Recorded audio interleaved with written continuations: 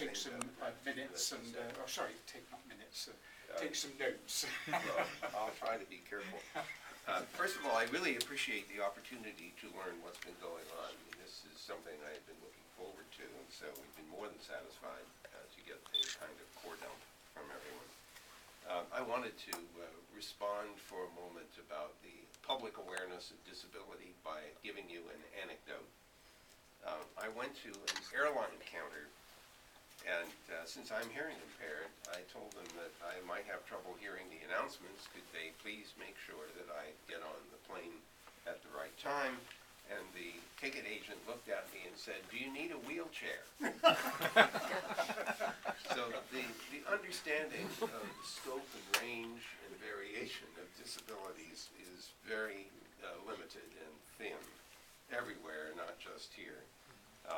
So I am very pleased to know of your intent, especially to get builders to appreciate how to build systems that are in fact accessible. I have the same problem at Google. I am the executive sponsor for all of the Google accessibility efforts, which for all practical purposes have to do with the interfaces that people experience when using our products and services. We are not where we want to be, and we are not where we need to be, but the top-level attention is finally focused on this, and we have some active efforts underway, including training all new software engineers who come in to expose them to techniques for making interfaces more accessible. You have to design this stuff in. You can't just sprinkle a layer of accessibility on top. One thing I did want to mention is that one of our deaf engineers, whom I have known for well over 30 years now, is the one responsible for developing automatic captions in YouTube. So when people upload videos that have English language, or now I think also Spanish language voice tracks, the system will automatically attempt to translate from or transcribe from the speech to the text. Now, it doesn't get it right. In fact, some of the translations are pretty funny. I remember one where the person was offering anyone who took this product was offered a free sample, and the text, speech to text translated it as free salmon, which sounded fishy.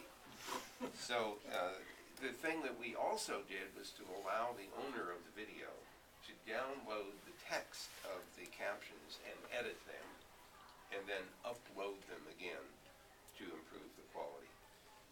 We continue to work on speech-to-text translation or transcription in order to make it more effective, but it's a very important additional tool.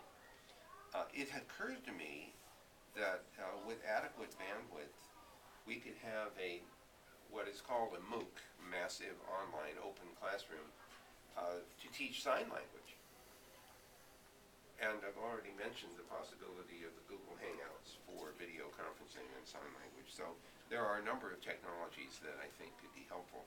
In the case of Google Glass, which I'm wearing, it occurs to me that a grand challenge that I would like to offer to the programmers of Google Glass, not only at Google but elsewhere, is to use the camera in real time to view signing and to produce captions, so that a person who does not know how to sign but wants to communicate can at least see the text of the sign language.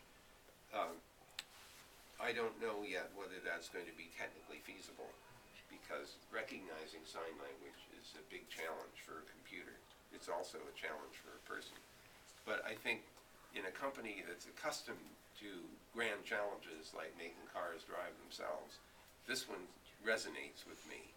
So I'm going to take that little challenge back to the team at Google X, which builds these Google Glasses, and see whether anybody bites.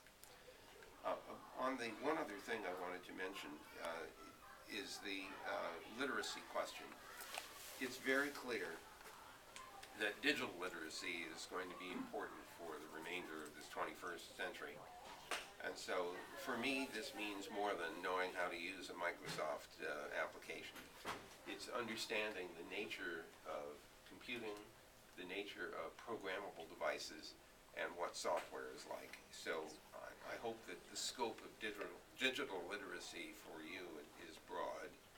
The second thing is that when people use the internet and the World Wide Web and the applications that are found on the net, they're going to encounter problems, and in some cases they're going to encounter social problems.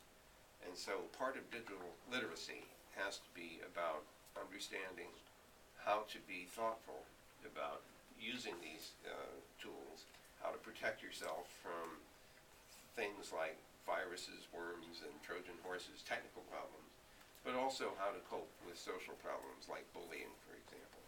So I think that the digital literacy efforts need to start at a fairly young age to bring, to help develop a kind of digital maturity at an early stage so that young people can know how to keep themselves safe in the online environment, the same way we teach them to look both ways before they cross the street, or not to get into cars with strangers, or other kinds of things that are simple safety rules in our environment, since the online world is becoming so much a part of that.